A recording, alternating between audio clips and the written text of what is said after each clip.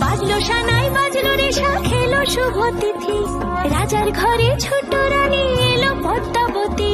রানী পদ্মাবতী।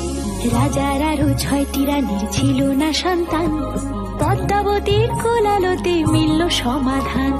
বছর যেতে জন্ম নিল 7 ছেলে 1 মেয়ে, হয় খুশির আকাশ হঠাৎ কালো মেঘে গেল ছেয়ে।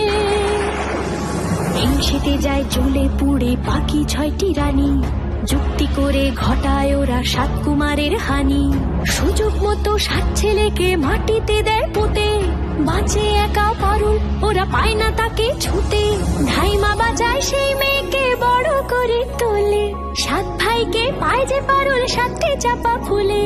এত কিছুর পরেও রাজার বিপদ যে কাটে না, সূর্য নগরে সুখের সূর্য আর ওঠে না।